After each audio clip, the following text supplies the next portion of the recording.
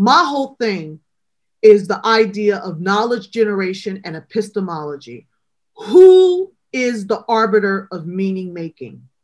Who is the arbiter of sense making? Who is it? It's not Blacks in the academy, it's whites. And until Black epistemological thought and Hispanic epistemological thought, Asian epistemological thought, Indian epistemological thought, Native American epistemological thought begins to take precedent on the same level as white thought, there will always be a lack of diversity, no matter how many people you hire. We got the cure, we got the answer to what's happening in society. We got the power to solutions and provide the healing that you need. We got the cure, we got the answer with discussions that will set you free. This is the Ark Republic, and you're listening to The Remedy. The Remedy. The Remedy. What up, Dr. Warren? What up? Navigating oppressive spaces. Yes.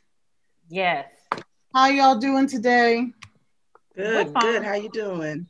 I'm doing all right, thank you. And I hope everybody's safe and your families are well. Negotiating oppressive spaces came to me because every time I think about my journey through academia, the words that come to mind are not very nice. And so when I try to communicate to other like mentees or do professional development, I had to try to find language that would be able to handle or carry the factors that go along with it. So negotiating oppressive spaces seemed like a nice bucket in which I could talk about the issues while at the same time not indicting the whole. You understand? So it's about a space and not the entirety of the situation. I'm speaking kind of abstractly because navigating oppressive spaces can be anywhere. Mine in particular was in higher education. And in that experience, I found myself being, which started out as the full run of the house. You understand what I'm saying? Like as a new faculty, junior faculty member, running around, talking to people, doing all kind of research, being productive, being happy. I saw that reality that was expansive was slowly but surely shrinking. And it was impacting my being and becoming as a professor in the academy. So I began to occupy a smaller space than my white counterparts. And that space was defined and it had boundaries and it was real. And so negotiating oppressive spaces is really about that standpoint, that positionality at that moment in time, or in moments in times where you are feeling like your ability, and I like the words being and becoming, where your ability to be and become has somehow been hindered, constrained, stopped, eradicated. And there's other things that go into making up that idea of negotiating. Would you like me to continue? Do you have a question, Rolanda, that comes to mind? Well, yeah, I wanted to just get a little bit of a better understanding of the boundaries that you're talking about that you had to negotiate for yourself, these smaller boundaries within your institution. Well, the boundaries started to craft themselves in regards to students that I could work with, in regards to faculty who would support me, in regard to communicative behaviors to which I was subject. And another part of the boundary was, but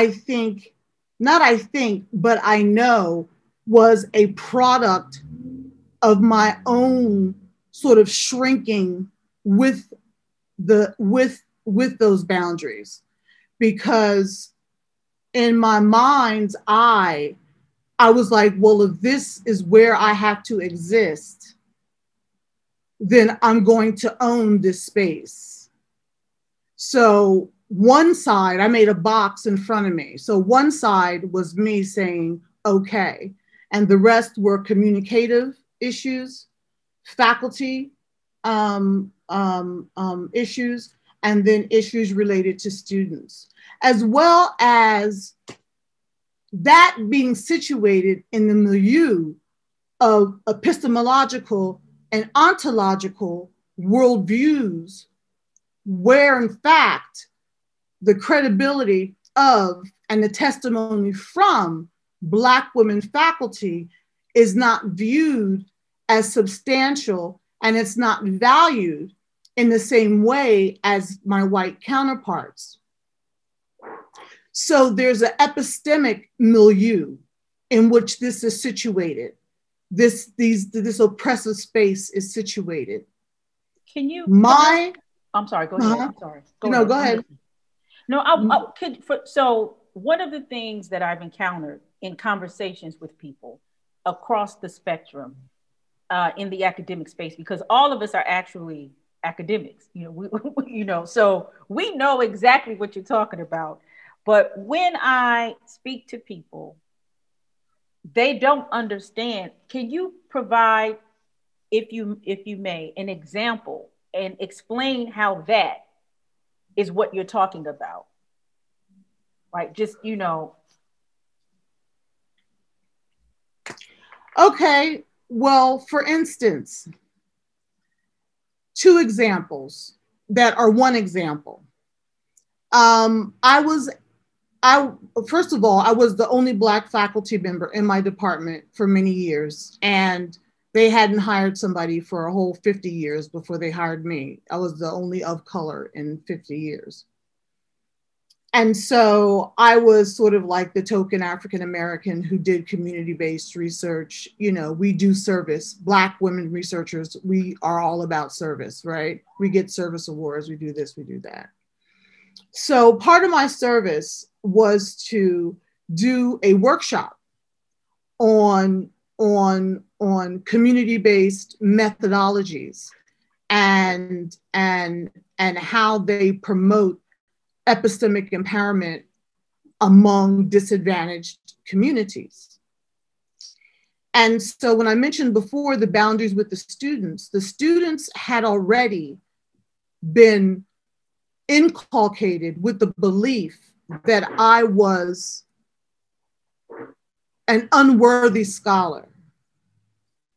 So when this workshop came up, while all the other workshops I attended had a nice audience, two people showed up to the only African-American faculty members seminar, which was highly degrading to me, which was offensive to me.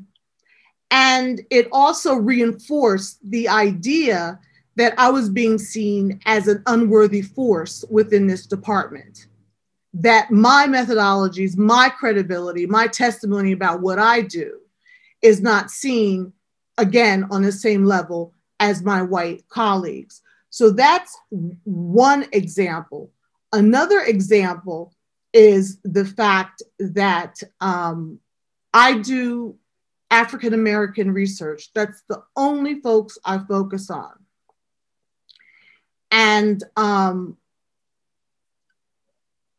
And I found more faculty being called on to present their research, their core research, that was just more universally placed. It wasn't targeted to Blacks. It wasn't about Blacks.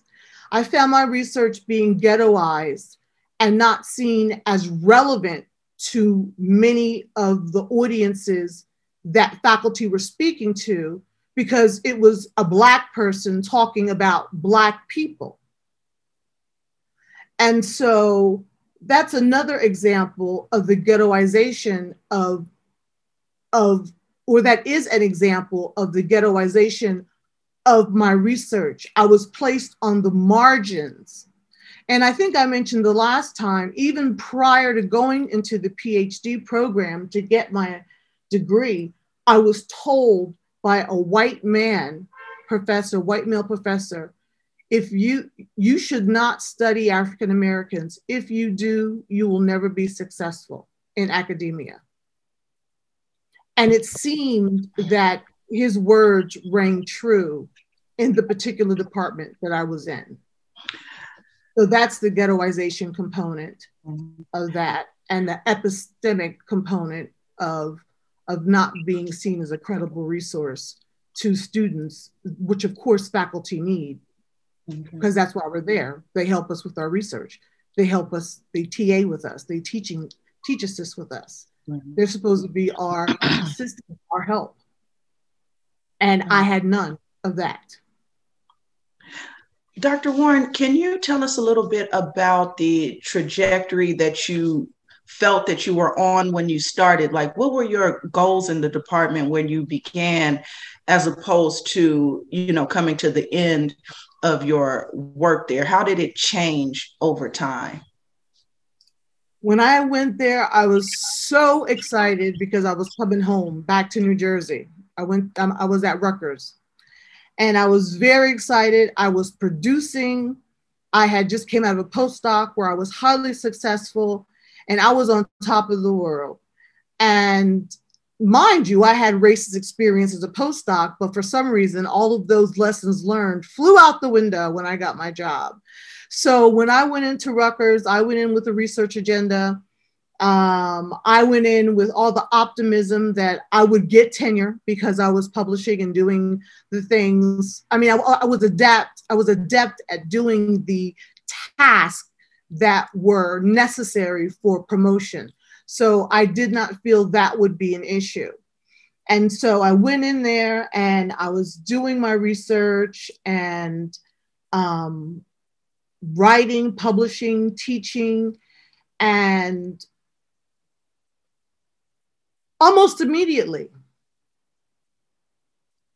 I say within the first year of being there, I hadn't taught in 3 years. And for some reason, they chose to put me in a classroom with 80 students to teach a subject I had that was not my expertise. So they set me up to fail in my first class. And that was in the first year, for which my reviews were very low.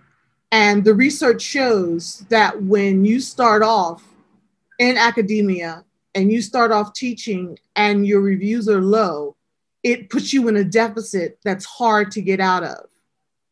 Mind you, this is compared to the investigation work that I did that found out that the other colleagues who were hired with me were able to design their own graduate level classes and teach them based on their expertise.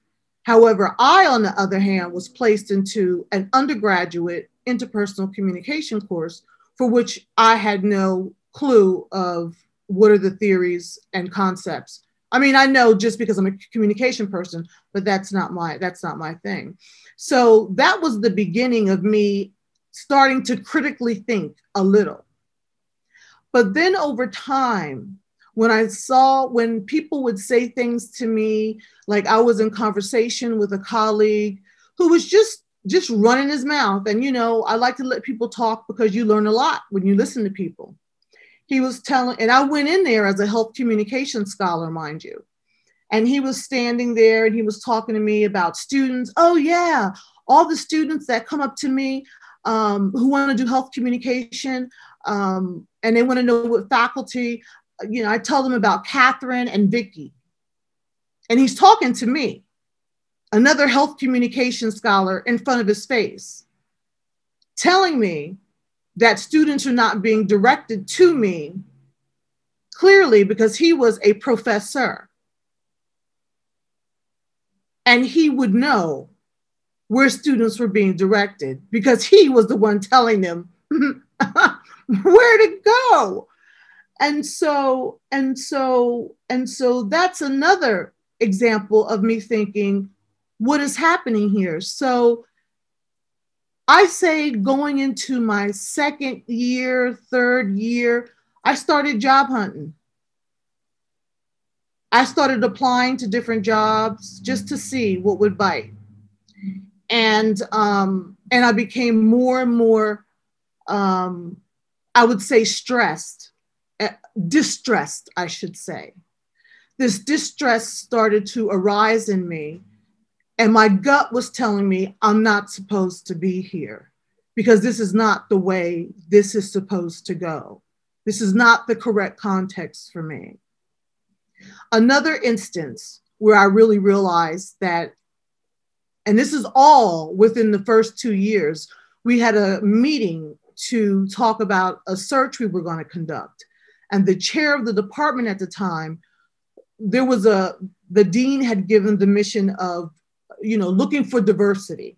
That's the code word for hiring someone of color, usually. Although now it extends to a white person can study Black people and be seen as a diversity hire. But anyway, that's another subject. But we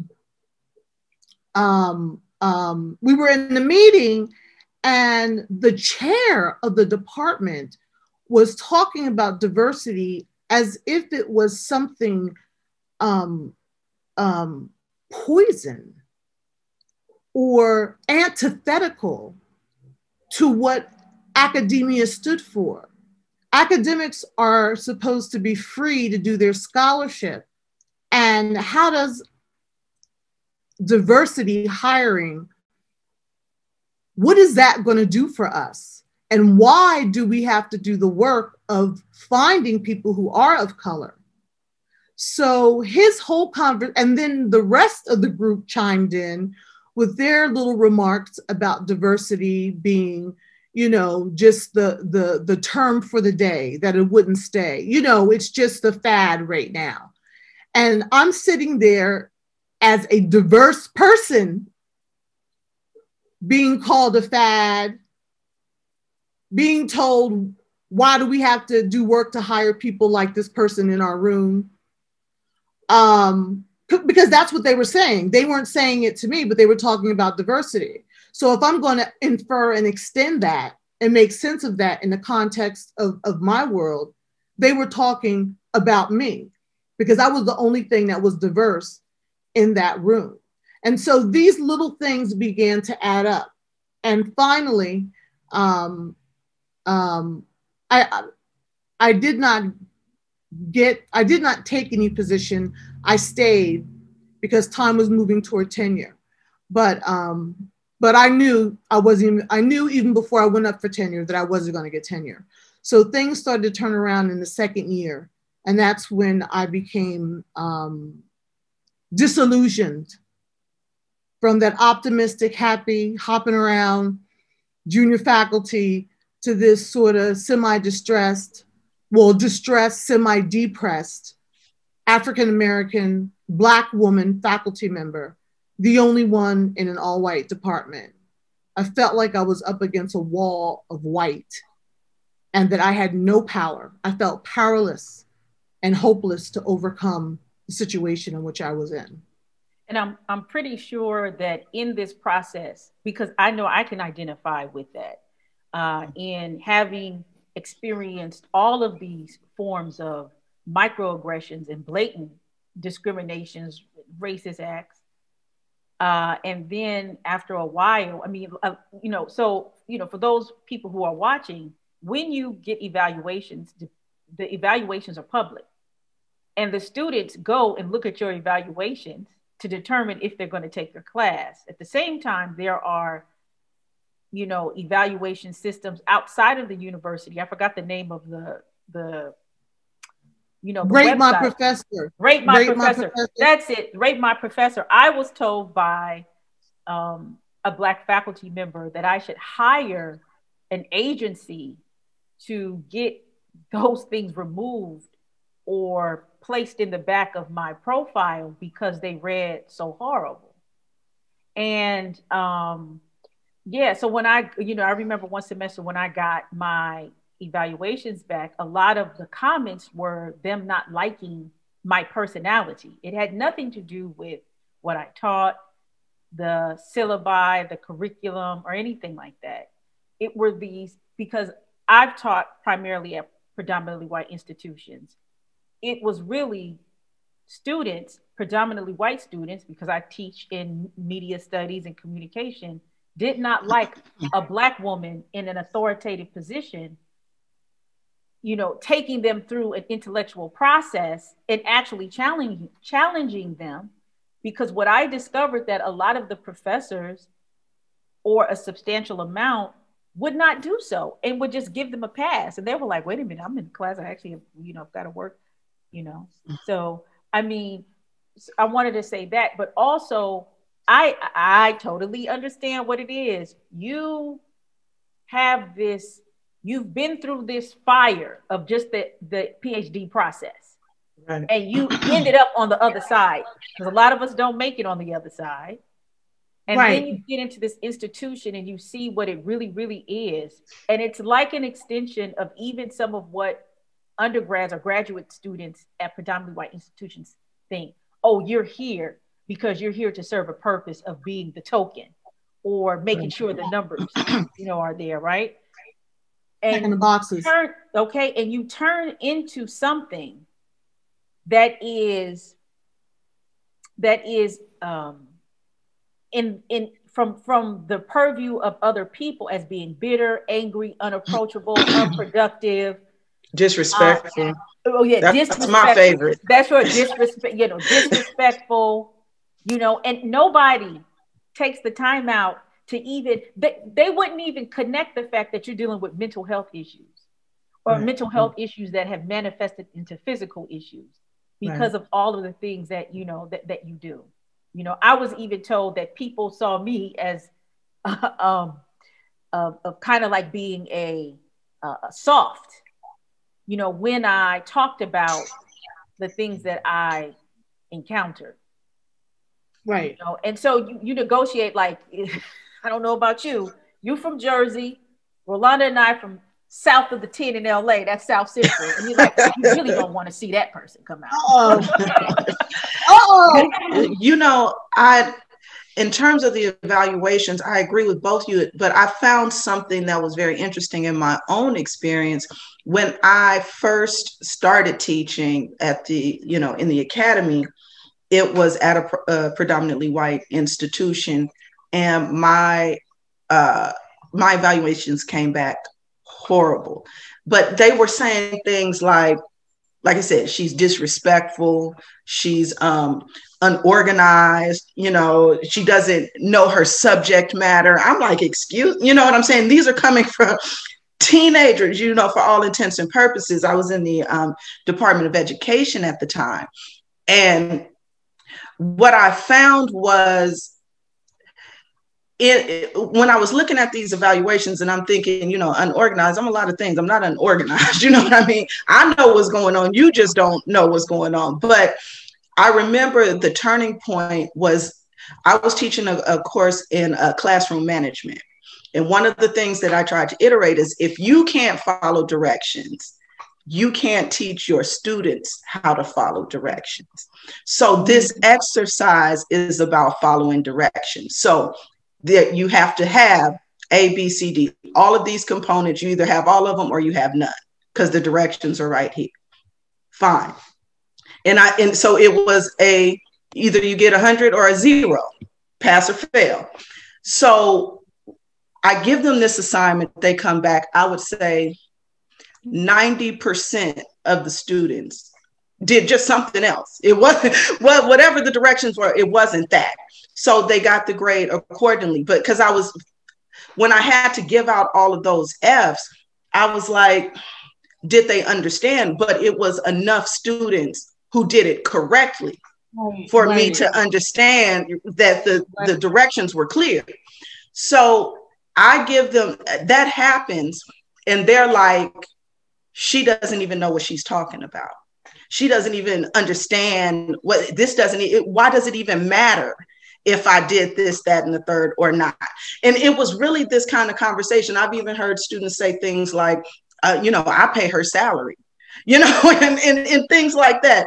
And it was the experience was so distasteful. I was like, I don't want to teach anymore.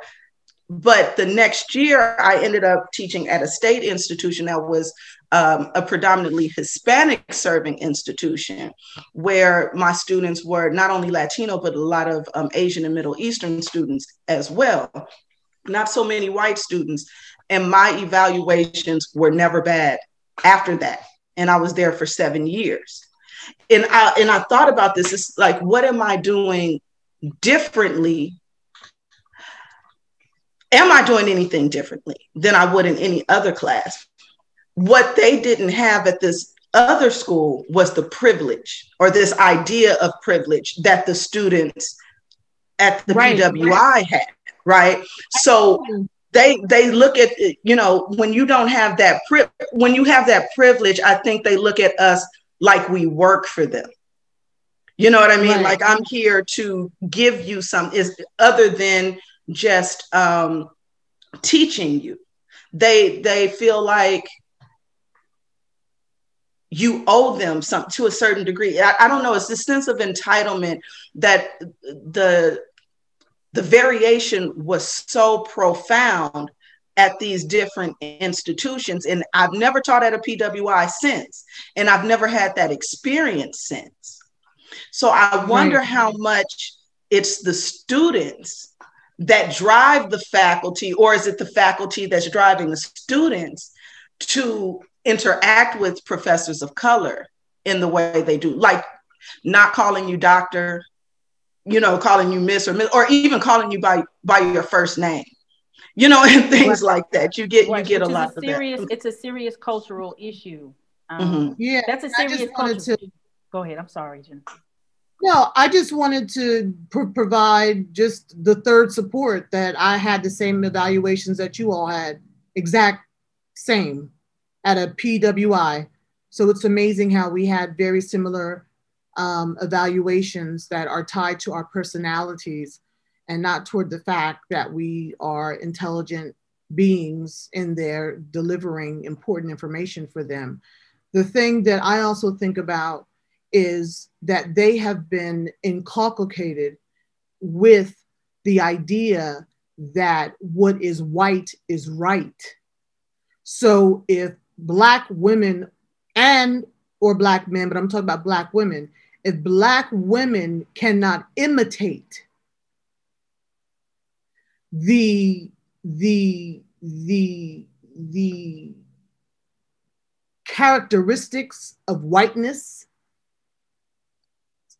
that would make them feel comfortable, that white fragility, to make the students feel comfortable because they suffer from white fragility as well, then that is the attack, because they feel threatened by a strong Black women who have a PhD, who are in authority. And I think that while those comments are conscious and they're purposeful, I think that they are socialized to construct a discourse of Black women in that way, based on how they've been taught, based on what they see in mass media, based on every single last thing in this society that says that Black women are inferior and unworthy. And when they stack us up next to a white male teacher or a white female teacher, we then become even less, because we don't have their same mannerisms nor their same worldview. And also the thing about African-American teachers. And I think in particular, many women teachers, especially those of us who teach more critical subjects, there's sort of a confrontational tone to that. Not that you're being confrontational, but if you're talking about something that's about racism or discrimination or anything that has to do with that, that is, for a white classroom, that is the mark of death. Let me tell you. That is the mark of death. If you start talking about racism, that's the mark of death. And they will challenge you in the room. Oh, yes. Or they'll leave. They'll leave right in front of your face. Or they'll sit there and look bored. Or cry. Or cry. I was about to say, what about cry? I had somebody cry on me before. And trying to apologize. I said, baby, it's not your fault. Right. You know, it's just the way this racist, white supremacist society is. And every institution within this society is infected with some racism. And the people and the whites in it. Right. They hate for you to call them racist. They hate for you to call them the racist, even if that is the behavior. You know, even if that's how they're communicating with you, and they become very defensive when you use that language to describe your experience of them. Yes.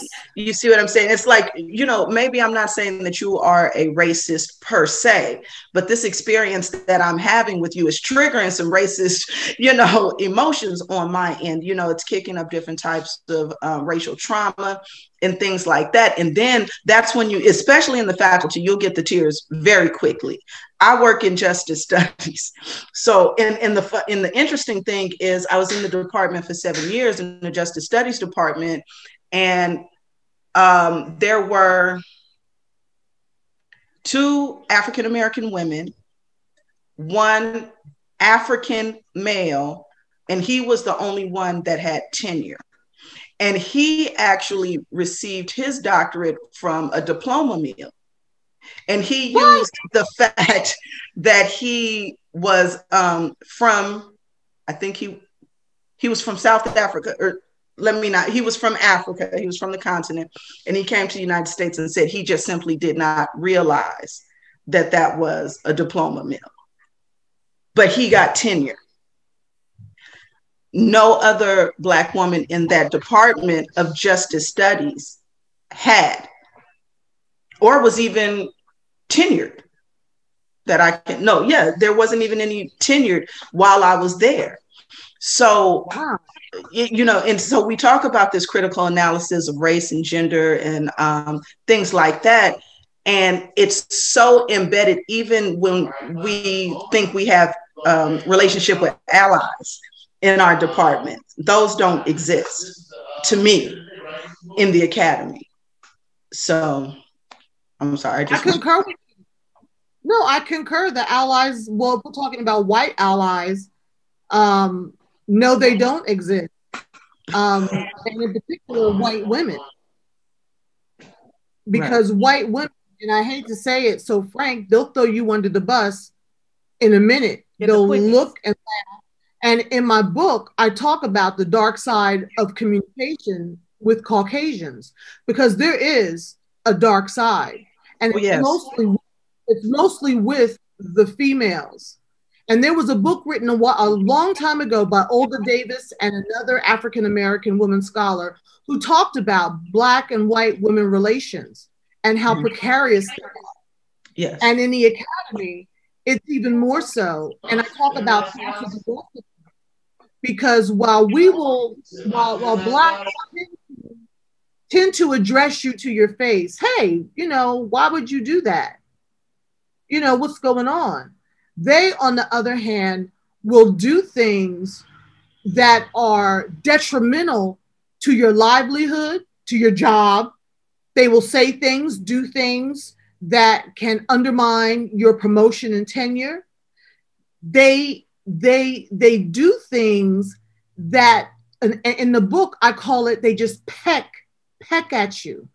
They peck at you, but through this passive aggressiveness, until you really want to turn into that angry Black woman and say, will you guys just stop this craziness, because you're really making me angry. Period. And even even in my experience,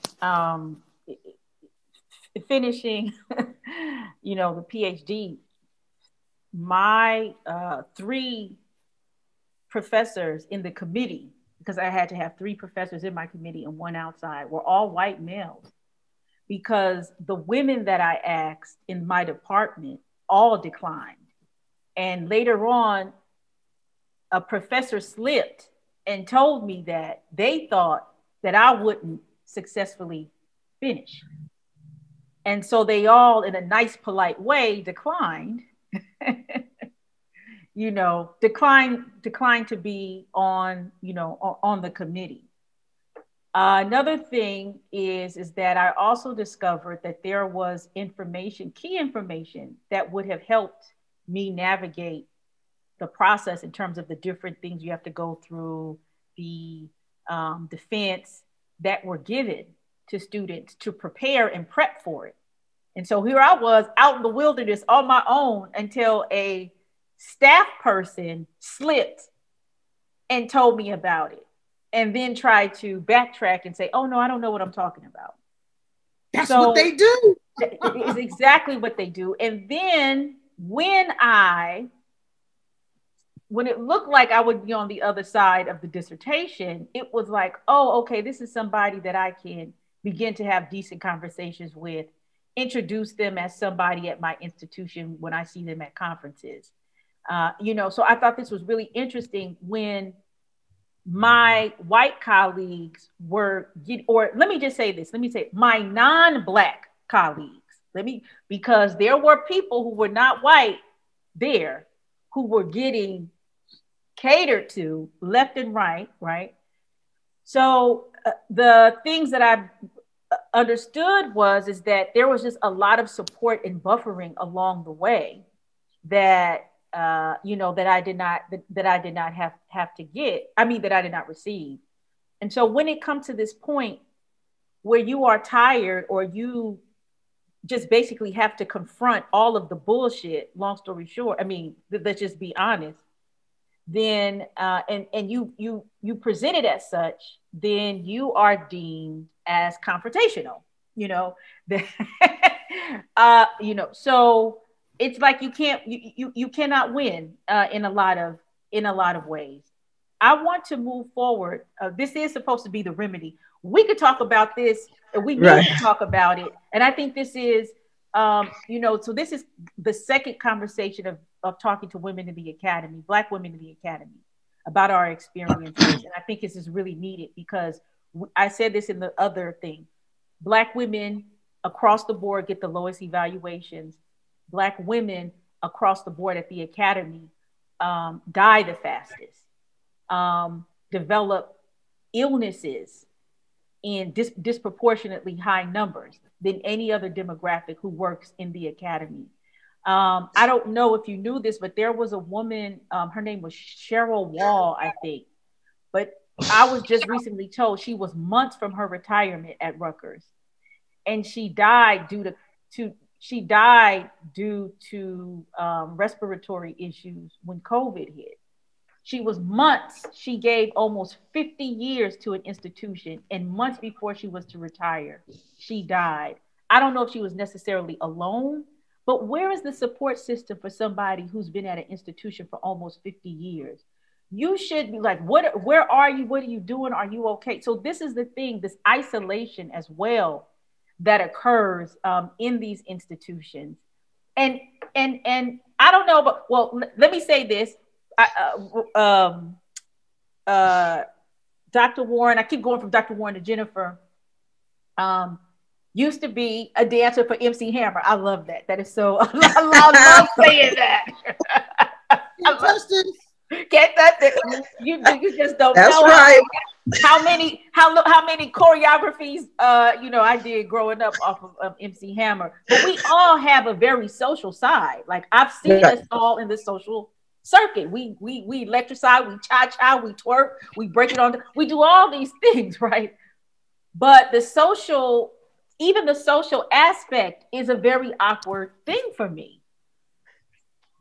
You know what? You pulled that thought right out of my head, Kaia, because as you guys were talking, I was thinking about this conference culture within the academy, and they always want to take you to a conference. And when I went to one conference in particular, it was a Peace and Social Justice conference, and all of my white colleagues, they got together, they were out dancing, they were drinking, they were doing all kinds of things. And I really was like, I can't do those things. I don't drink anyway, but it was like, let me not get loose. You know what I'm saying? Here in this environment, because whereas it's going to be fun and games and jokes for them when they go back, when I come back, now I'm an alcoholic, or, you know, I did something that I wasn't supposed to do. And we have to kind of hold ourselves, well, like you said, Dr. Warren, make ourselves small. And they don't do that. You know, I think about this phenomenon where, you know, in corporate, the white CEO can have hard liquor in his office and offer it to somebody during a meeting. If I did that, you'd be fired. I would be fired. They put you in Alcoholics Anonymous. Exactly. They would tell you to call the HR and see if they can get you help and everything else.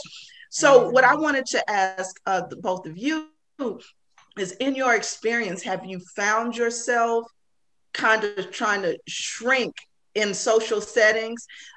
And how did you overcome it, if you did? How did you pull yourself out of that?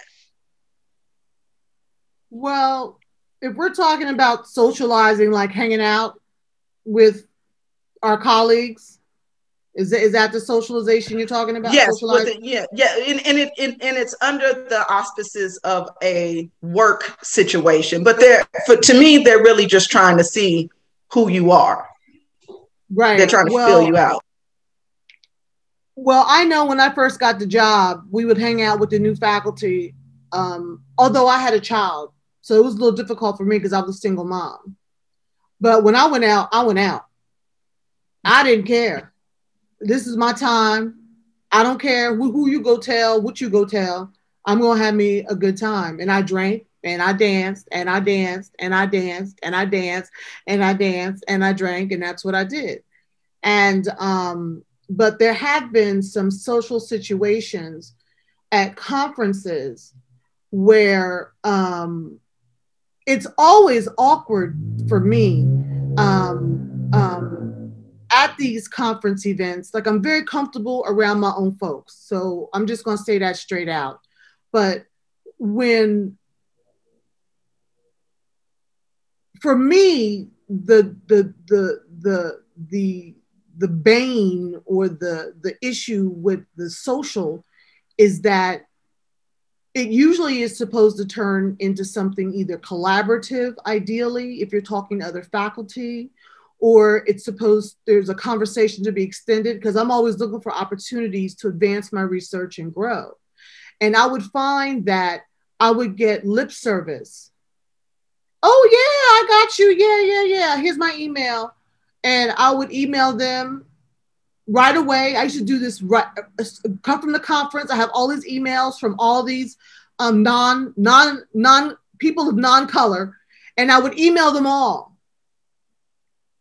And I've been to hundreds of conferences, and the percentage of collaborations that have evolved, or any kind of support structure or ally that has evolved out of the conferences, out of hundreds, 0. Wow.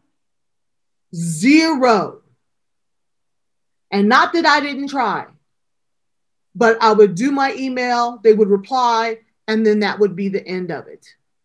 And so the social situations for me became not as important anymore.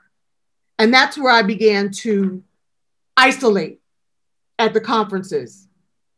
I'll go to a meeting, go back to my room. Go to a meeting, go out, go hang with my other friends.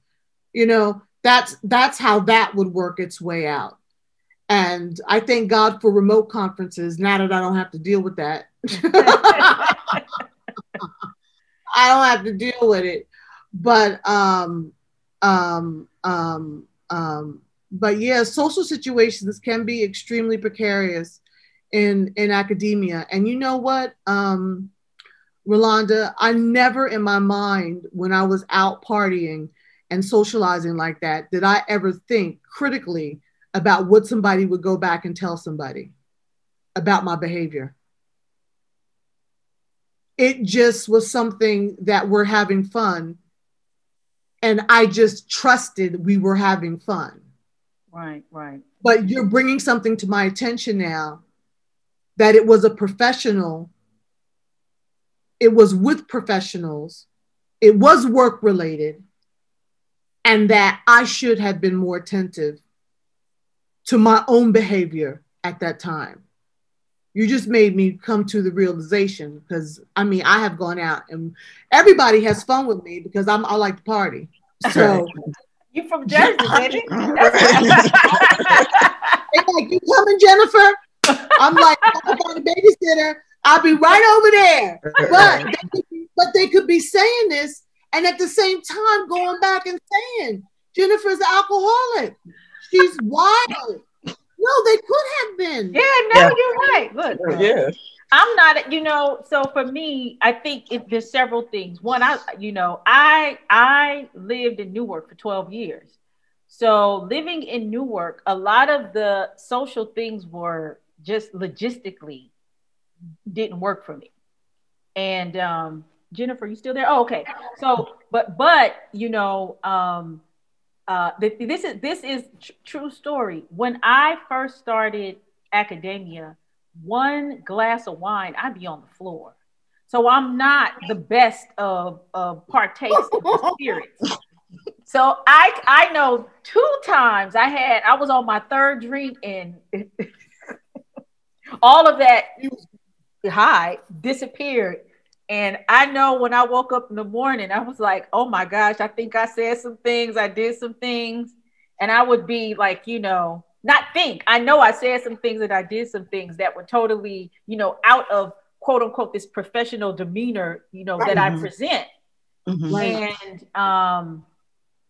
And even though to me, when people don't say anything about it, it even makes me even more conscientious because I'm like, because you're not saying about it, you probably got it all out. So that's what, you know, that's what I was thinking. So I actually over the years have just minimized my socialization with the professional folk because for me, you know, it could be quite messy and gossipy, you know, and I'm also highly sensitive is because, you know, my husband is a barber. He is not in the academic space. And there's this kind of elitism that I would come up on when I would be in these places. And a lot of the academics will usually be married to somebody in the academy or in a professional space. And it was just like, oh, you know, what does your husband do? Like, oh, he's a barber. Oh, yeah, that's so cool. You know, so, yeah. So, I mean, so those are things as well. So it is, yeah, but this is at a PWI. I went for my master's degree. I went to a historically Black college. And I'm going to tell you, I scrubbed that flow down in Atlanta with the people I went to school with.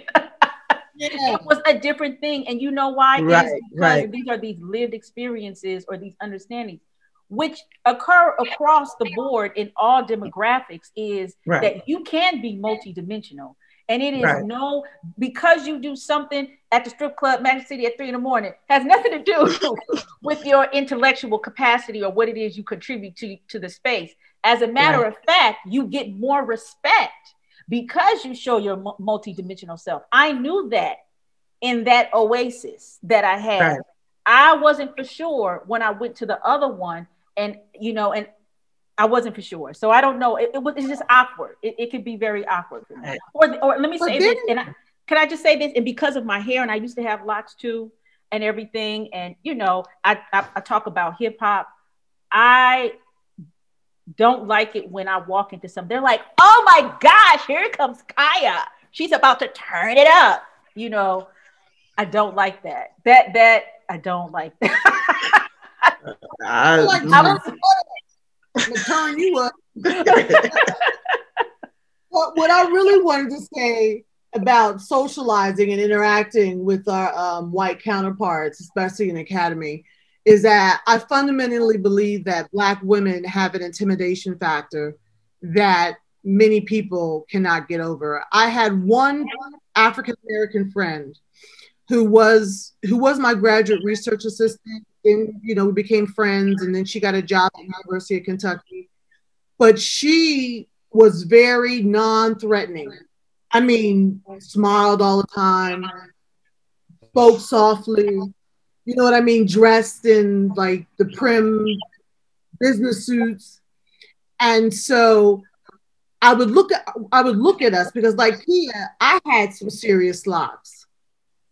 And she was getting, even from the African professors and physicians, she was getting more opportunities, this sister, because she was more acceptable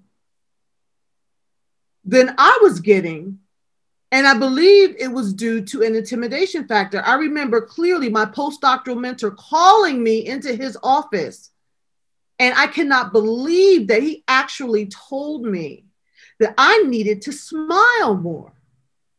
Wow. So that people would want to approach me. And I said to him, I smile, and sometimes I don't smile, like everybody else does. Mm-hmm. I said to him, I think people would be more disturbed by me if I sat there grinning like a Cheshire cat for 8 hours every day, just trying to look approachable. Look, if they want to talk to me, they can talk to me. Uh-huh. So when I think about solutions, as Kaia had mentioned earlier, we can't tone down who we are. And I'm sure at this point in our lives, we are not about to change who we are to fit anybody else's mold. So when we talk about going into predominantly white spaces in higher education, without toning yourself down, muting yourself, making yourself small, how can you negotiate the fact that you appear as how do you deal with the intimidation factor that you bring without making yourself fit with what your white colleagues believe you should fit, which is less this, less that, less this, less that. Take them big earrings off, take that dashiki off, cut them locks out your hair. How do you, I still don't understand that intimidation. How does a Black woman negotiate her own self that's being seen as intimidating? I don't understand it. I think within the academy, especially, like I said, I'm in justice studies. So I think even as a woman, you are expected to tone it all the way, get real dry in those classrooms in terms of the way that you present yourself. And I'm very much the big earrings, dashiki, my whatever with my hair. And for a very long time, I was afraid to do that. I thought it was unprofessional. I thought, and I remember one of the things I realized about my students is that they thought I was younger than I was when I dressed regularly. So when I dress how I usually dress. And so I don't know what it was. It was something where I just said, I have to just Wonder Bread, just take it all the way down. And I felt the way that I felt at home was like I looked in the world. Let me say that, you know, right. it was a very confusing time. And in fact, it wasn't until I had already been teaching for maybe 4 or 5 years before I said, you know what, fuck it. I'm just going to dress like I dress, look like I look, talk like I talk, because I'm no longer even convinced or impressed with my colleagues around me. Now Right. I'm, you know, starting to come out of my imposter syndrome. And I'm like, you guys, you know, a lot of this discourse that you're talking about doesn't make any sense. Your scholarship is whatever. You know, I had my opinions about their scholarship and their ability to teach and things like that as well. And then what I had to understand is because I'm an expert, just like you, my perception of what you're doing is not up to par. It's substandard. In fact, mediocre in a lot of ways. And even your understanding of it is not clear. And I, for a long time, felt like I couldn't feel like that about white scholars. Wow. But that's how I feel about a lot of white scholars. And I found that, you know, I would be just like you with the diversity. I would be pushed into those conversations about what the Black students want, or oh, you know, if you want your students to have an internship or do community service, go to Rolanda because she worked with those prisoners, you know, because it was sexy, you know, oh, she's in the street, she's in the community working with these people or whatever. And that became who I was to them, you know. But it was because they didn't know. They didn't know how to connect with the people in the communities. They didn't understand the scholarship of true justice studies in terms of race and how we interact with these microaggressions and so on and so forth. And they would not admit that they were doing a lot of those things themselves because they were so, you know, woke and whatnot. So it took a while. It took a while. And by the time I was like, I had this understanding, I said, I don't want to do this shit anymore. I don't even.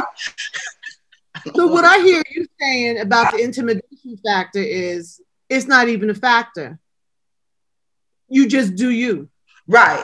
I can't make myself small because you're afraid of some whatever, because I might snap on you if you can, you know what I'm saying? If these things keep on happening, it's only so much frustration and hurt that you can push down before you're like, I'm not doing this anymore. Right. For my own self, you know, my own life. Yes. I think that, you know, being in the academy now at this very interesting time,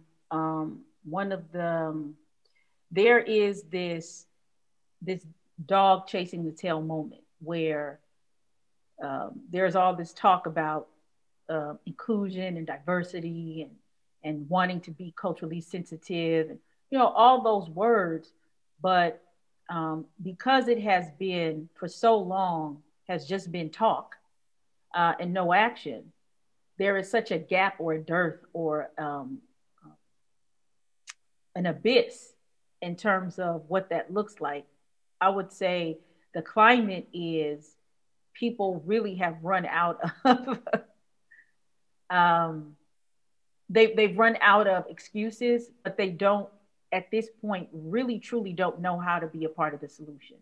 And it's a really interesting space, having a lot of people inquire or ask and say that they sincerely want to be a part of the answer, but don't know where to start at all. You know, have been so bankrupted in the lack of experiencing what that is. Right. So it's a really interesting.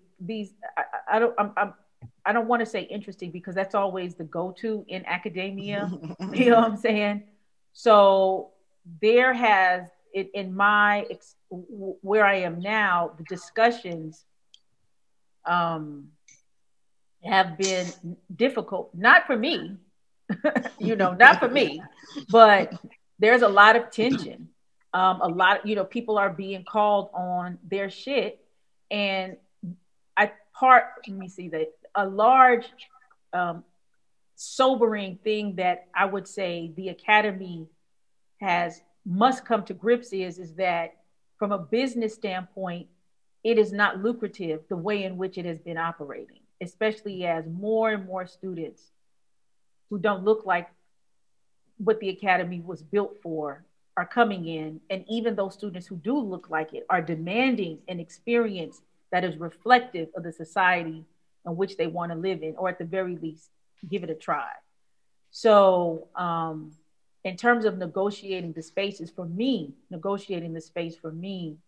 is, let me just say this, I'm tired. Like I've been very, because in it, it's a combination of having high levels of anxiety and also high levels of exhaustion at the same time. And it has grinded me to where I don't have any type of space to, be superficial or to accommodate a lot of things that I've accommodated in the past.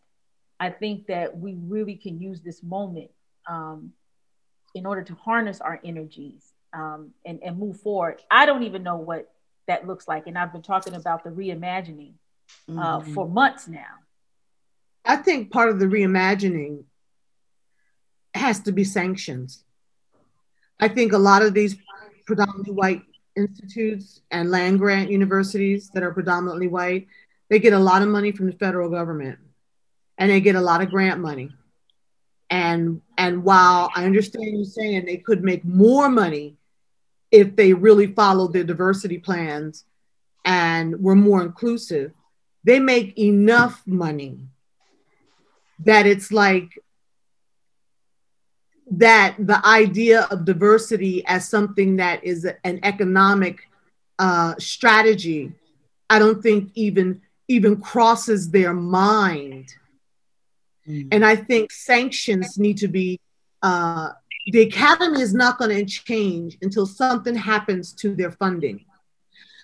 These research institutes that fund these schools, the government, the federal government and state governments that fund these schools must write into policies about how racism, discrimination, and diversity is to be addressed and played out in these spaces. And there has to be some accommodation in those policies that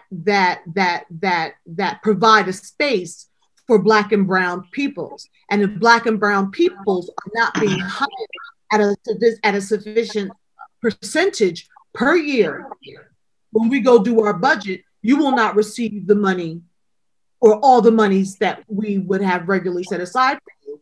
And even in the grants should write into their mechanisms things that help promote diversity, like you have to hire a diverse graduate research assistant.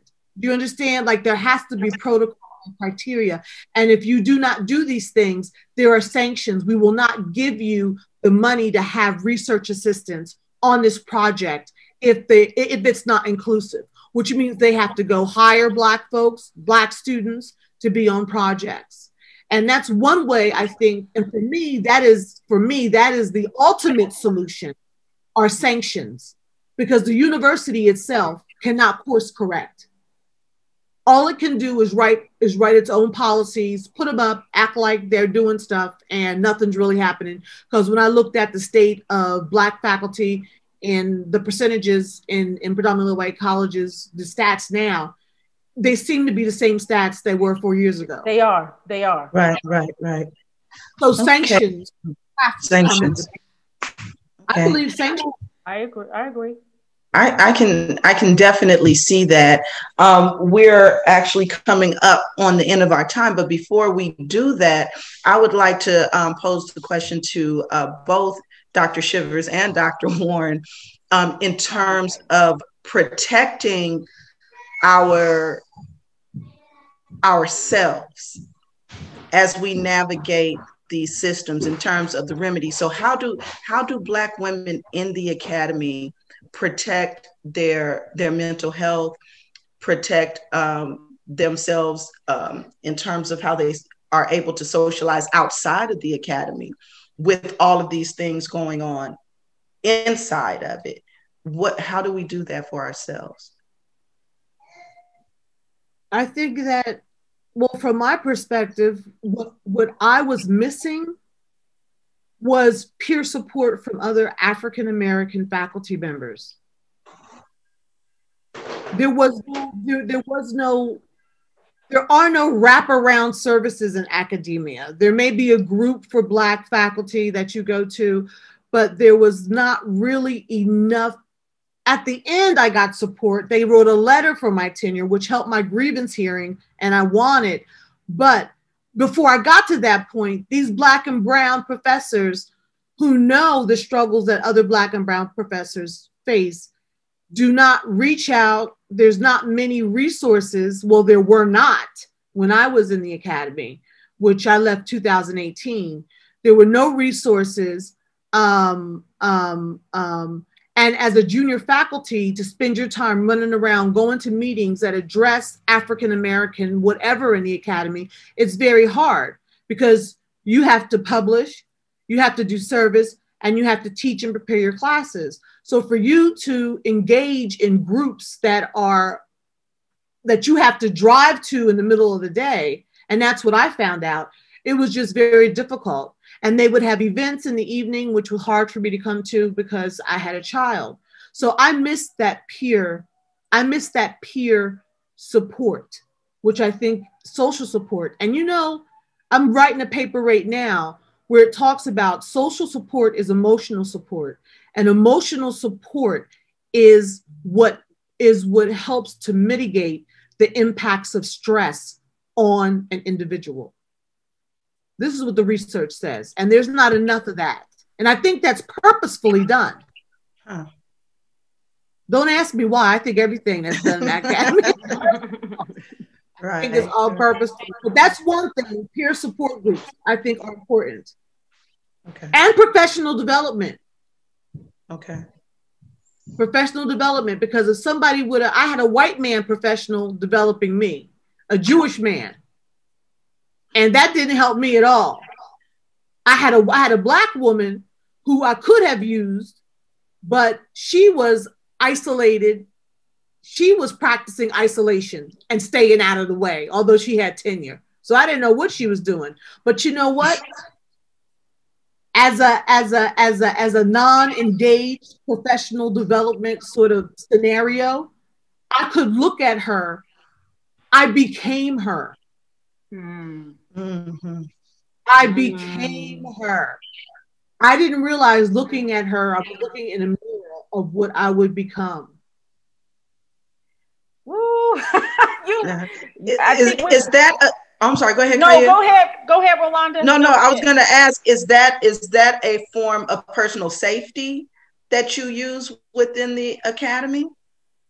Say that again. Is that a form of personal safety, like personal protection? Yes, the self-isolation. Mm-hmm. I think self-isolation is part of protection, but it's also because, I don't know, I think that some of this also is cultural. I could do this better by myself. Mm-hmm. I don't need all this. I'll get some students from a different department. I'll collaborate with somebody else. I don't need y'all. And I think that we get to that point where we're just like, forget this mess right here. I'm reaching out and going someplace else. Whether it's supportive or not, at least you may have resource to help you do your work.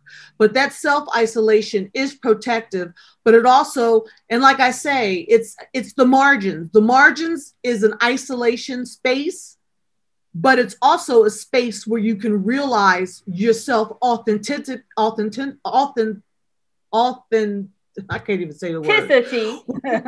Where you can realize the authenticity of yourself, because you're no longer worried about what your colleagues think of you, because they're in the Senate and they're not paying you any attention. And that's when I was able to get the balls together to say, I'm getting the heck out of here, because I was no longer in the mix and all confused. You know how you're in the woods and you can't see the forest for the trees. But when I moved out to the margins, oh, I could see everything. I could see everything very clearly. And what I saw was this margin is opening the door up for me another opportunity. Although I enjoyed the margins very intensely while I was in them. And I invited my colleagues to join me. I would say, hey, you come to the margins today? And they'd be like, what? What are you talking about? What margins? Oh, you don't even know. It's something special. but yeah, so coming to the margins. You mean marshes? No, I said margins. I actually, what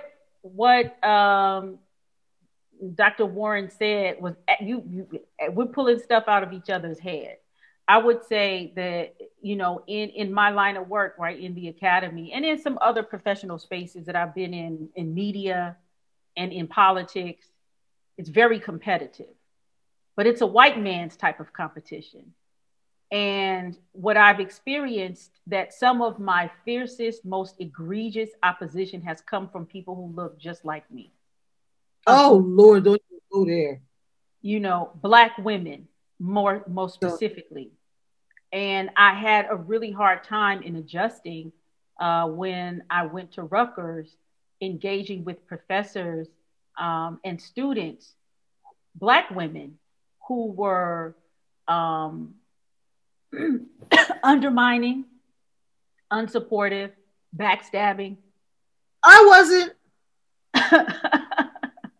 Don't lump me in there. No, you weren't. No, you were not. That's why we're talking. that's why, you know what I'm saying? That's why we were talking. So, and there's a whole bunch of stories, you know, could talk about that. So I think first a large part, and then I'll say this story, and this is from a Black man who was in the academy. A group of other Black males in the academy, including some who were already professors, had an intervention with him. And the intervention was that he was dating women of color. He was dating Black women and Latinos. And they told him that because he is reaching a certain upper echelon in the academy. Oh my God. Yes. You ain't gonna say that. Yes. That by dating non-Black women, and more so an Asian woman could pass, and even a specific Asian woman. But Black women and Latino women, it's like you don't do that when you are a professor trying to get in a specific space as a Black man. You want to date a white woman. And there was an intervention to explain to him why he must do that. I was absolutely floored at the people who he said were in this meeting, because there were people I knew. So part of the issue is that even being in these spaces of knowing who truly is your kinfolk, that is, you know, part of the challenge, but that's what we need to do. I think also, and I've had some really, really incredible connections in the academic space. I think where everybody is right now, because we all are exhausted and have been, you know, spent in a lot of ways, we all are, in our own respects, are doing things outside of the academy that we find joy and happiness and purpose, is to really work on and do collaborations that bring us the resources we need in order to do it right. Because I know a lot of people with great ideas, but we don't have any money. We don't have the resources in order to carry them out. So what does that look like? And that's not only just from academic initiatives. It could be, I have a news company. Rolanda has a budding tea company. And you're in nonprofit space, you know, dealing with what it means to be African American health. So I think that is important, and really rallying around these resources. I think that is first and foremost, but there also needs to be a push to get people with the same mindset in positions of power. So when those sanctions that you talked about can actually be implemented and carried through. because Yeah. I am not convinced, nor I feel confident that even the people of color and the Black folk in these diversity and inclusion positions will not push the line like they need to in order to really bring about change in the academy. No, I think not. I was at an interview at Texas A&M University, and it was a diversity hire, right? So of course they brought me in because they knew me. And I was sitting with the chair during our interview time, and I said to him, I said, so I understand this is a diversity hire.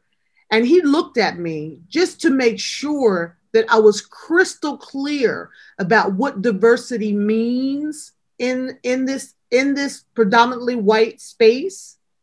And I'm hearing this more and more and more. It could be a person of color, or it could be someone not of color who does research on people of color. Which I think when we talk about those sanctions and diversity, we need to be clear about what the definition of diversity is. Because I don't understand how that's diverse. It's not a diverse worldview or sensibility about reality. It's a white worldview being placed on people of color. I'm not saying only people who look like the people they're studying. Well, yes, I am. I firmly believe that Blacks need to be studied by Blacks. Hispanics need to be studied by Hispanics. I believe that the main researchers, there could be collaborators, but the main researchers need to represent the people who look like them. I wholeheartedly agree with that. I agree with that as well.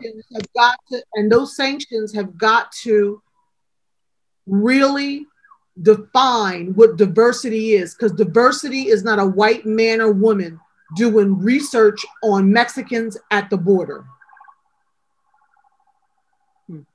That's giving away people of color scholarship, because you know there's a Hispanic somewhere who's doing some really deep, like you say, important research, Rolanda, because you mentioned some of your white colleagues' research was not that in-depth or good. But there are some Hispanics who study Hispanics who can dig deeper and provide more substantive scholarship and understanding of these situations. And to have a white person or to say that just because they're studying them and they're white, that's still diversity, that is not diversity. I'll always go back to the idea, my whole thing is the idea of knowledge generation and epistemology. Who is the arbiter of meaning making? Who is the arbiter of sense making? Who is it? It's not Blacks in the academy, it's whites. And until Black epistemological thought and Hispanic epistemological thought, Asian epistemological thought, Indian epistemological thought, Native American epistemological thought begins to take precedent on the same level as white thought, there will always be a lack of diversity, no matter how many people you hire. Because that epistemology colors everything. That worldview colors everything. And yeah. I have this penchant for the idea of epistemology and epistemic injustice, which is very real in the academy. So what about you, Rolanda? I actually asked that question because I'm trying to, understand my journey a little bit better. I think what I've had to do was kind of take a break from it. It did get to the point where I was just okay with just teaching. I don't have to do all this service. Please don't call me to the meetings. Don't call me on the phone. Let me go deal with my students. I'll do this. And that's it. And I've gotten, because I like to teach, you know what I mean? And I like to do the work. I don't like the politics around it for myself, because they tend to trigger these feelings of just negative feelings. I don't even know how to explain it. So rather than shrinking myself anymore, I said I have to be unapologetically who I am, understand that I know what I know, understand what I don't know, and just keep it pushing. And when they don't want me to be there no more, I'll leave. Or when I don't want to be there no more, so what I had to do was release this attachment to what it meant to be Dr. Spencer.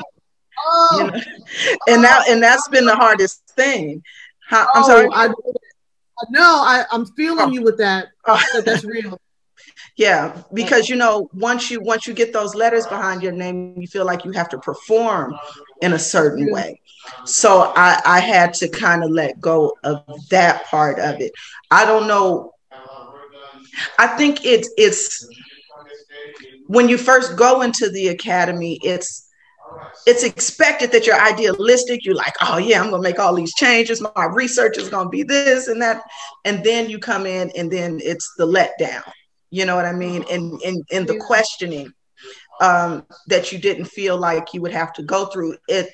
I think I was under the misapprehension that I would be well respected because I did the same thing you did to get here.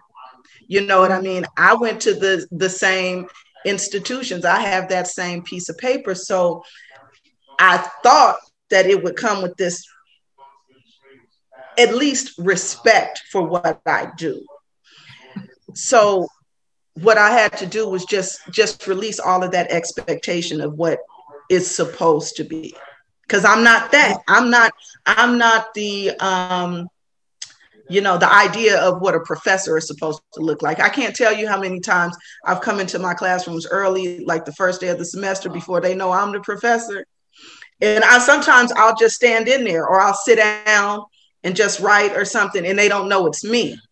And they'll, and then when I stand up and they're like, and they're shocked, but if I was a 60-year-old white man with my corduroy, blazer on with the elbows and whatnot, you would assume that I was the person. You know what I mean? There should never be any shock when I go into the classroom that I am actually, the professor at this point, not in 2020.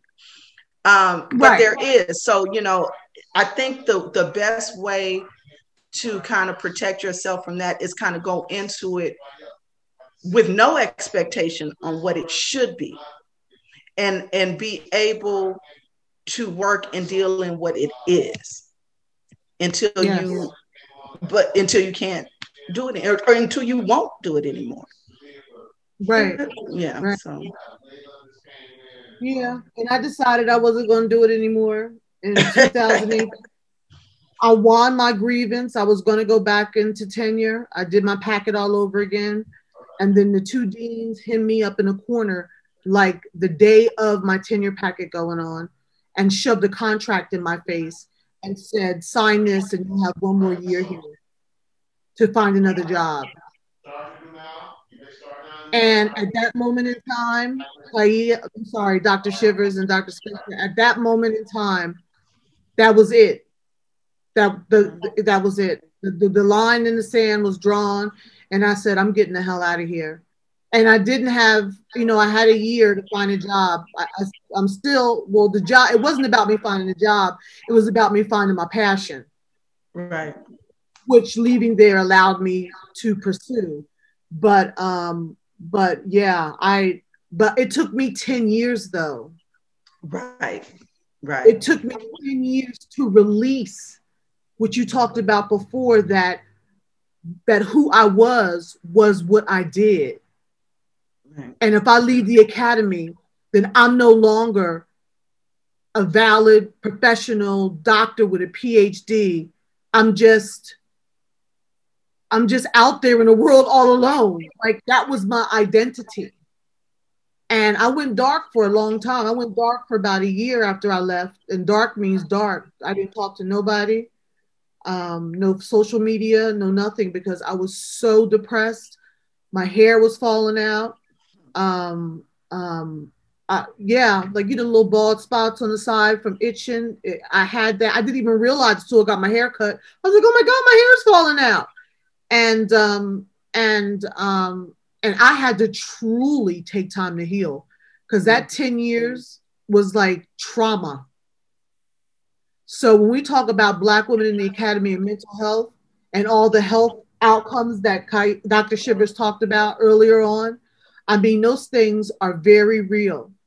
And the fact of the matter that our colleagues don't understand or don't even care to understand about us or what happens to us or how we feel makes it even more of a stab in the back. That I can just leave here and you just let me go without even wondering what happened to me. And let me tell you, one of the professors follows my webinars. She's grabbing my knowledge. I emailed her. I said, so-and-so, since you've been coming to the webinars, and you know me because we work together, could you be my reference at Rutgers? Because I need a reference at Rutgers. And do you know she never emailed me back? But yet and still, she comes and takes my knowledge, but will not reciprocate by even responding to my email. But she'll email me and say, oh, what are you guys going to talk about next week? And I just delete. I just trash. Bam. It's some crazy stuff that goes on in the academy. I think people think colleges or universities are liberal. I don't think they're liberal on any level. What? After you get tenure, then you're liberal? I think after you get tenure, you get worse. I don't know. Yeah, because you don't have to perform anymore. You can just be you. Like, I'm protected under this tenureship. Yeah. So, but I tell you what, I'm happier now than I've ever been. So I'm blessed. So we are at the end of the conversation. I want to give the final thoughts to our guest as well as Rolanda, in terms of, and I want to say this before we end. This is the one of, I think, several conversations that we need to have, because I think we're reconstructing as we talk too, as well. It's not about having the answers. This is like some real time work that we're doing. So, Dr. Warren. I am more than happy to help you navigate the academy and help with issues and troubleshoot. And I also want to put a plug in for the LinkedIn group that I started called Black Women in Higher Education. There will be professional development, conversation. It's a private group. Nobody gets in it. Nobody sees anything, because we need to give voice to our experiences. And in order to make it in the academy, you gotta have a springboard that understands what you're going through. Because sometimes family just doesn't cut it. But right. other academics who look like you, they might. So that's Black Women in Higher Education on LinkedIn. Take a look at it, and there's one video up there already. But we need you. We need you. We sisters need each other. We got to lift each other up. Rolanda, you have anything, final thoughts? Yes, and I want to thank Dr. Warren for coming on as well, and definitely kind of reiterate this point that we need other academics to work. This is a incredibly difficult and different space to navigate. So when you're talking about work, a lot of times people don't understand what we mean work, because you just sit there and talk all day, and that kind of thing. And it's like, well, no, that is not really just that. But I think having a space for us, by us, to discuss the nuances of the academy that, you know, you might not be able to discuss with your spouse or, you know, your mom or dad or whoever, would be incredibly beneficial. And I also think that if we had networks of mental health professionals that were available to us, that were more discreet, maybe that you didn't have to go through your university to get to, would be very beneficial for those of us who need it. And I haven't met a Black woman in the academy who has not needed it. So that is an awesome idea. Oh, thank you very much. You're giving me some work to do. Well, you know what you made me think about, Rolanda? What if, because there is an association of Black psychologists, there's an association of Black sociologists. What if we partner in these respective groups and have some kind of project or something where we get discounted, or, you know, something where we could work out like counseling or therapy sessions, you know, specifically with these groups. You mean like an association of Black women in the academy? Well, yeah. Like what she's saying with her group is what she's Dr. Ward's group. No, but I'm saying in the idea that you gave me is to pull in some therapists into the group. Oh, yeah. Some therapists of color, because I know some who are in the academy and who are outside of the academy. Okay. What just happened? I don't know. I think my mic muted by mistake or something. Yeah, because it was feedback coming through mine, but I wasn't trying to accidentally did it. But yeah, no, I mean, I think that is actually something that we can work towards, because a lot of these, you know, people in the Association of Black Psychologists and Sociologists, I would say probably half are in the academy, but the other half are just straight up practitioners. But I think this is a moment where we do kind of like these professional organizations need to band together and provide support internally, you know, so we could be more effective when we do our respective work in the communities. That's a good idea. Yeah. Look, we give you the charge. And right. I'm going to end with this. I have been hearing, this has been very interesting. So I've been hearing this thing about how Black intellectuals and academics have failed the Black community because they are so disconnected and disassociated. I think that, you know, this is spoken from people who have unfortunately not have been able to engage with the whole prism of, it's a small one, but the prism of Black people in the academy. A lot of our research is born out of our experiences, our communities, our realities. That's for one. And for two, most Black people in the academy that I know that are connected to some activist space in some way, shape, or form, or use their scholarship as a form of activism. So that narrative needs to be, but I'm not saying that there are those who actually are self-absorbed and, you know, they do what they do, but that is such a misnomer that creates even more of a divide between us, you know. Yeah. One thing, I'm sorry, Kaia, that I forgot to mention in terms of things that we can do to, you know, kind of support each other through this is, I think we need to develop our own type of institutional review boards for our research. When you said the research, you just, because we do research differently, and we do look at things through a lens that other populations don't necessarily are not able to assess properly in their research. I would almost argue that there should be a Black or Latino or, you know, institutional review board that looked at the research that white people put out about our communities specifically and review their work. I'm sorry? You're talking real stuff right now.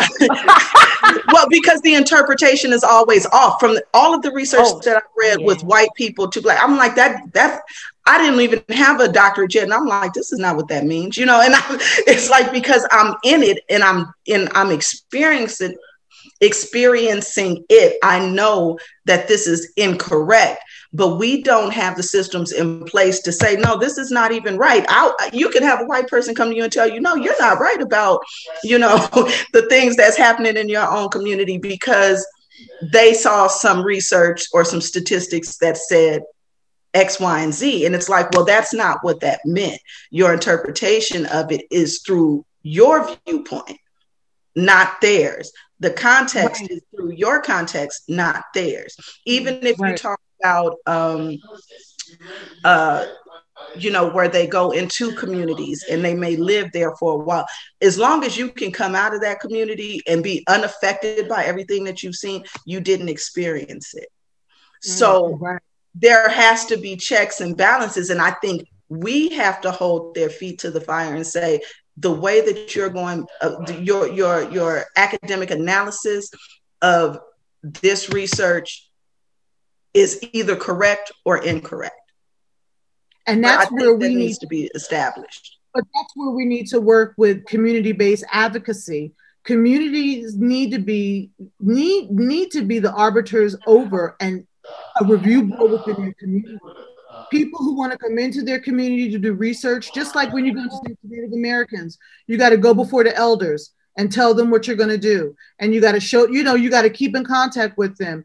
I think that the advocacy needs to occur in the community where groups can be put together that review those individuals who come to into that community, their work, what they set out to do, how they're going to give back, and what they're going to do with their findings, and how they're going to implement what they've learned from their findings within whatever mechanisms or processes that can improve life in this particular context. And, yeah, because it will cost a lot of money to, Go ahead. I'm sorry. Go ahead. I apologize. No, go ahead. I'm just saying how much money it will cost for a university to have all these different institutional review boards. But there are community boards, like in Minnesota, they have a Native American. In Minneapolis, they have a Native American, not institutional review board, but a Native American community-based review board that reviews all of the research that goes on in the Native American community in Minnesota. All of it in Minnesota. And it's located in Minneapolis. So you can't do anything with any authorized or designated tribe without going to this review board first, which I think is a really good idea based on what you said, Dr. Spencer. Yeah, you guys, this is some brilliant ideas. You actually said what I was going to say in terms of this formal process of being vetted and being approved to come into one's community exists in a lot of communities except the African American community. You can't go into a Korean community as a non-Korean and get into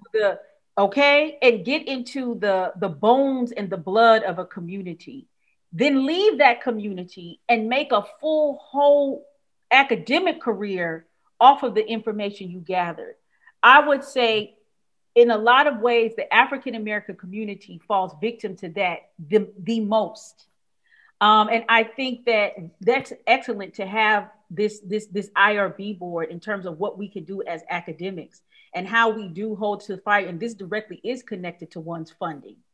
Because I've been in because my scholarship was based on African videos, and some of the foremost scholars are white European men or white American men. And the conferences, it's really interesting at these conferences, the deference that are given to them. Whereas when I would come, it would be a different thing. But that, I think that is very critical as well, in conjunction with the community boards that you were talking about that we need to ally in partnership with. There also needs to be a location where the people, the public, have access to it. And it is not held in these spaces where you got to pay. You have to go through all of this rigmarole in order to get to it. Right. It is so important that we have access and be very transparent about it. Right, right. I agree. All right. We have actually, we got to go. We got another. Let me say something. I want to say thank you. Thank you, Dr. Shivers. Thank you, Dr. Spencer. We got the cure, we got the answer to what's happening in society. We got the power to solutions and provide the healing that you need. We got the cure, we got the answer with discussions that will set you free. This is the Ark Republic, and you're listening to The Remedy.